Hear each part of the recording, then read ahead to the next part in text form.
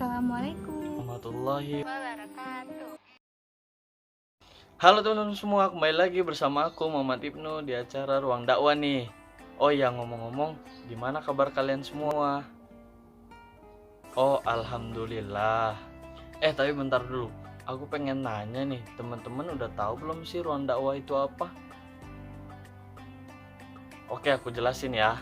Jadi ruang dakwah ini adalah tempat di mana kita bisa saling belajar mengenai ajaran-ajaran agama Islam. Nah, udah tahu kan sampai sini apa itu ruang dakwah? Tetapi teman-teman, di sini bukan hanya aku yang bakal ngejelasin, tapi ada kakak-kakak yang lainnya. Oke, langsung saja ya. Kita kenalan ke kakak-kakak yang lainnya. Silakan. Halo teman-teman, nama saya Miftahul Jannah. Wah, kayaknya udah pada nggak sabar nih. Yuk langsung aja kita ke materi pertama. Silakan Kak Miftah. Oke, terima kasih Kak Ibnu. Jadi di sini kita mau sharing-sharing aja teman-teman. Jadi santai aja. Bahasan kita kali ini adalah mengenai implementasi agama dalam kehidupan. Yeay, ayo kita harus semangat. Jadi kita itu kan tinggal di negara Indonesia ya teman-teman, dimana untuk punya agama itu adalah suatu kewajiban bagi kita. Beda lagi nih kalau kita banding-bandingin sama negara tetangga, apalagi negara Eropa. Mayoritas dari mereka tuh apa sih? Ateis, gak punya agama. Ini nih harus kita syukuri ya, bisa tinggal di negara Indonesia. Nah terus bahas-bahas agama nih, sebenarnya apa sih agama itu? Seberapa urgenkah dalam kehidupan manusia? Jadi agama adalah suatu bentuk keyakinan kepada satu zat yang agung, serta aturan dan kaidah yang mengaturnya, sehingga kita pun terikat dengan Tuhan. Kalau umat Islam sendiri, itu kan ada pedomannya ya, Al-Quran. Tinggal kitanya aja nih, mau nggak memperdalam Al-Quran, mau nggak mengkaji Al-Quran. Ini nih yang membedakan manusia beriman dan nggak beriman. Karena nih ya, dari kita bangun tidur sampai kita tidur lagi, semuanya udah diatur di dalam Al-Quran. Terus ya teman-teman, semua agama itu tujuannya tuh pasti ingin menjadikan manusia insan yang bermartabat, yang baik. Gak ada ceritanya agama tuh ngajarin keburukan, gak ada. Cuma balik lagi ke kebenaran yang hakiki. Islam satu-satunya agama yang diridhoi oleh Allah Subhanahu wa taala. Seperti yang terdapat dalam surat Al-Imran ayat 19 yang bunyinya Inna dina indallahil Islam, sesungguhnya agama yang diridhoi oleh Allah hanyalah Islam. Nah, gimana nih, udah bersyukur belum jadi umat Islam? Harusnya udah bersyukur ya. Alhamdulillah kalau udah. Karena nih agama itu sebenarnya bukan cuma sekedar ucapan, pengakuan atau kayak gimana ketika ditanya agamamu apa, Islam, enggak. Agama itu lebih dari sekedar itu. Ini adalah pembuktian bagaimana kita mengkorelasikannya dengan kehidupan sehari-hari. Bagaimana cara kita mengamalkan amalan Al-Quran. Pasti ingat kan kisahnya Nabi Ibrahim ketika proses pencarian Tuhan. Beliau mikir, kok ya berhala, patung yang dibikin sama ayah saya kok ya disembah. Terus akhirnya Nabi Ibrahim mikir, oh bintang itu Tuhan saya, dia terang, dia besar, dia ada di atas. Tapi ketika dia melihat bulan yang lebih besar, dia mikir lagi, oh bulan Tuhan saya. Ketika besoknya matahari, oh fix nih, matahari Tuhan saya, ya kan, udah gede, terang kan. Cuma ketika malam kok bulan sama bintang adanya, matahari hilang lagi. Nah di sini Nabi Ibrahim mikir, oh Allah Tuhan saya. Nah kisah Nabi Ibrahim ini yang mencari Tuhan ada nih, teman-teman bisa lihat sendiri di Quran surat Al-An'am ayat 76 sampai 78.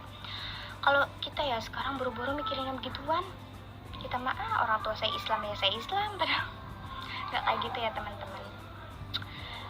Al-Quran tuh udah ngatur semuanya dari yang diperintahkan sama yang dilarang. Cuman ya kadang kita tuh suka aja gitu melanggar. Contohnya nih, saya di sini bukannya mau menjudge siapapun, tapi kita sama-sama belajar. Contohnya tuh pacaran. Saya pernah tuh ya lihat anak SD kelas 3-an gitulah, miris banget gitu. Saya lihat mereka pacaran di jalanan, manggilnya mami papi. Coba itu gimana? Padahal semua anak yang terlahir di bumi itu semuanya tuh dalam keadaan suci. Yang jadi pembedanya itu sebenarnya ajaran dari orang tuanya. Gimana nih ngajarin si anak? Makanya ini kita kan calon orang tua insya Allah ya. Jadi peran kita tuh emang penting banget. Cara mendidik anak kita akan seperti apa. Oke teman-teman, bahasan dari saya kayaknya segini aja ya. Selanjutnya ada lagi materi atau bahasan yang akan dibawakan oleh Kak Ibnu. Kepada Kak Ibnu, dipersilakan. Oke teman-teman, melanjutkan materi dari Kak Miftah. Di sini aku ingin menjelaskan 4 fungsi dari agama. Jadi fungsi agama itu yang pertama adalah sebagai tuntunan, kedua kedamaian, ketiga menyeimbangkan, dan keempat adalah pemersatu. Oke, yang pertama, fungsi agama Islam sebagai tuntunan. Fungsi agama Islam sebagai tuntunan ini mengajarkan kita agar kita memiliki akhlak yang baik.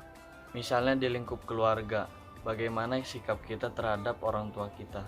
Mungkin dari teman-teman ada yang pernah disuruh orang tua dan pura-pura nggak dengar ataupun sibuk dengan gamenya sendiri. Padahal nabi-nabi kita sudah mengajarkan sifat-sifat yang baik yang harus kita ikuti. Mereka adalah teladan bagi kita. Ini adalah fungsi agama teman-teman, memberikan tuntunan, arahan agar kita menjadi umat yang beruntung. Kedua, fungsi agama sebagai kedamaian. Dalam agama Islam tidak pernah ada perintah ataupun larangan untuk menciptakan kesengsaraan dan kerusakan di bumi ini. Terus sebaliknya, agama Islam membawa ketenangan dan kedamaian bagi umatnya. Percaya deh teman-teman, kalau kita ngejalanin perintahnya dan menjauhi seluruh larangannya, pasti dunia ini akan indah sekali. Nah, karena itulah, inilah tugas kita semua teman-teman.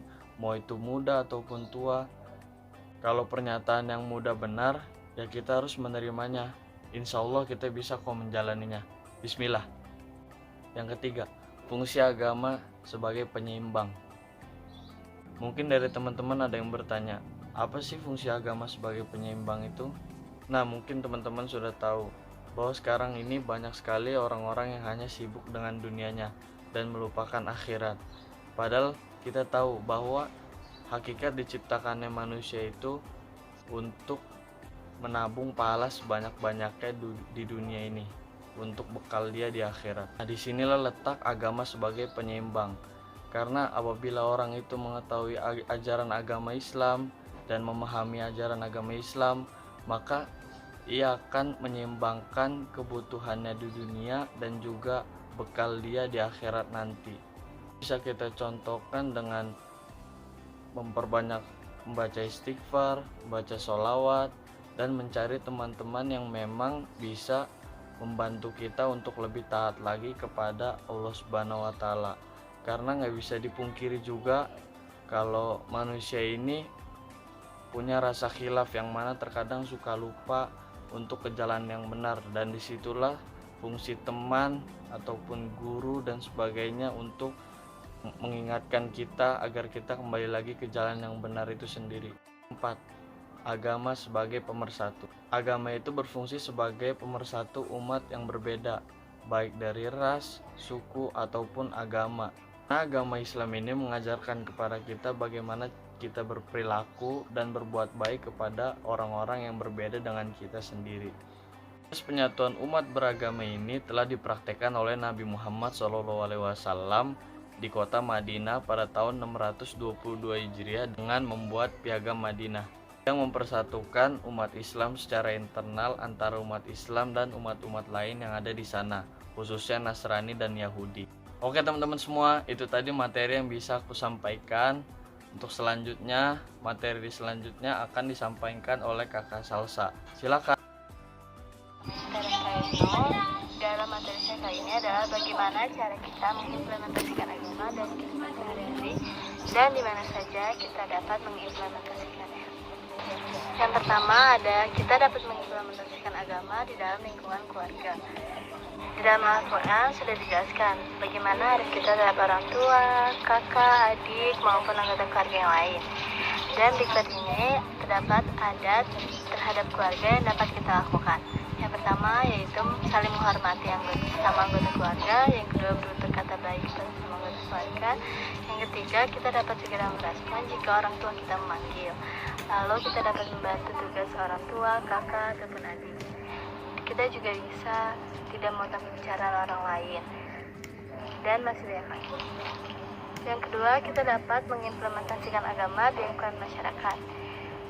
Dan berikut adalah hal yang dapat kita lakukan di lingkungan masyarakat. Yang pertama yaitu menebar kebaikan, tampakkan wajah yang berseri ketika berjumpa dan menghindari menyakiti hati mereka. Ingat ya, kalau menjadi anggota masyarakat yang baik, hendaklah memberikan yang terbaik bagi masyarakatnya. Yang ketiga, kita dapat mengimplementasikan agama di lingkungan sekolah atau kampus, yaitu ada saling menghormati kepada setiap elemen di sekolah atau kampus, menjaga perkataan kepada sesama, menjalin hubungan yang baik dengan teman, menjauhi hal-hal yang kurang bermanfaat, dan selektif dalam memilih teman. Yang keempat adalah mengimplementasikan agama dalam lingkungan bernegara. Dan berikut adalah hal-hal yang dapat dilakukan, yaitu mengikuti aturan yang telah ditetapkan oleh pemerintah, menjunjung tinggi nilai-nilai Islam dalam kehidupan bernegara, dan menjadi warga negara yang baik. Terasa nih teman-teman, materi kita udah selesai. Gimana pembahasan kita kali ini? Seru banget kan? Terima kasih buat teman-teman yang sudah menonton video kita kali ini. Mohon maaf apabila kita ada salah-salah kata dalam penyampaian materi kali ini. Akhir kata dari kita, wassalamualaikum warahmatullahi wabarakatuh.